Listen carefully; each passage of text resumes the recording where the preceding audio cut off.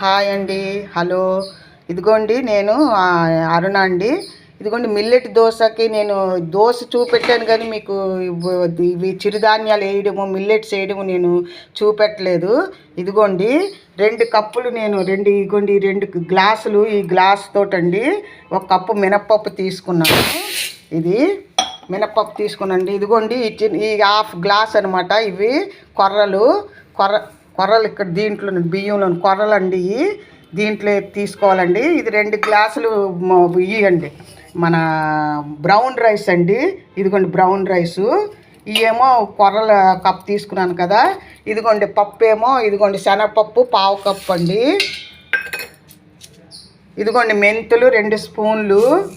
మెంతులు కంపల్సరీగా వేసుకుంటాం కదా. దోశ రెడ్ ఇది వేసామంటే రెడ్ కలర్లో వస్తుంది.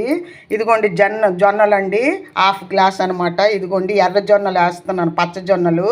ఇది ఏంటంటే దీంట్లో ఇంకొంచెం ఎక్కువ ప్రోటీన్ ఉంటుంది. దీంట్లోనూ షుగర్లెస్ ఉంటుంది అనమాట, షుగర్ తక్కువ ఉంటుంది. తెల్ల జొన్నలు కూడా ఉంటాయి కదా. ఇది పచ్చ జొన్నలు అయితే ఇంకొంచెం మంచివి అనమాట.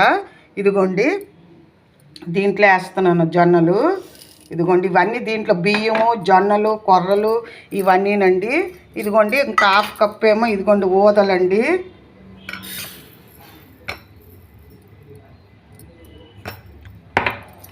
ఇదిగోండి 1/2 కప్పులు ఊదలండి. ఊదలు వేసిన ఏంటంటే మనం అన్నంలో తినలేము కండి, ఇలా దోశలు అయితే తినవచ్చు మనము. అందు గురించి ఇవన్నీ మిల్లెట్ దోశ అన్నిటికి షుగర్కి వెయిట్ లాస్ వాళ్ళకి ఎవరికైనా కూడా మంచిదండి. ఇప్పుడు మనం ఇలా చేసుకొని తింటేనే ఇది ఉంటుంది. ఇదేం టేస్ట్ ఏమి బాగుండదని ఏమి ఉండదండి. అన్ని టేస్ట్ కూడా బాగుంటుంది. అసలు ఆ దోశ కన్నా ఇదే బాగుంటుంది. పల్చగా కూడా రేకుల్లాగా వస్తాయి. మీకు నేను చూపెట్టాను కదా. ఇంతేనండి. ఈ పప్పులన్నీ ఒక దాంట్లో నానబెట్టేసుకోవాలి. ఇవన్నీ మిల్లెట్స్ బియ్యం బ్రౌన్ రైస్ ఇవన్నీ ఒక దాంట్లో నానబెట్టుకొని మనం పొద్దున్న నానబెట్టుకున్నాం అనుకోండి, రాత్రి మనం రుబ్బేసుకోవచ్చండి. ఒక 6 గంటలు నానితే చాలు. మిల్లెట్స్ ఎలాగా నానాలండి, నానితేనే ఇది ఉంటుంది. మనము సాములు కూడా వేసుకోవచ్చండి. మిల్లెట్స్ ఏవైనా వేసుకోవచ్చు.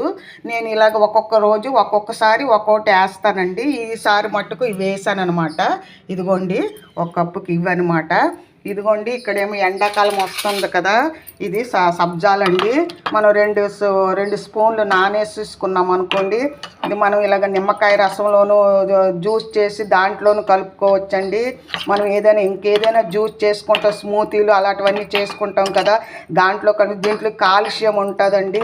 దీంట్లోని ఫైబర్ కూడా ఉంటుంది. మోషన్ వాళ్ళకి అది కూడా చాలా మంచిది. వేడి కూడా చాలా అతి వేడి తగ్గిస్తుంది. అందరికీ తెలిసిందే అయినా కూడా అది ఒక్కసారి మనం అలా చూస్తుంటే గుర్తొస్తుందండి. మనం ఎన్నో రీల్స్ చూస్తున్నాం కదా, అనవసరం అయినా కూడా ఇలా హెల్త్వి చూసామనుకోండి తెలుస్తుంది. మర్చిపోయినా కూడా మనం నానబెట్టుకొని తాగుతాము.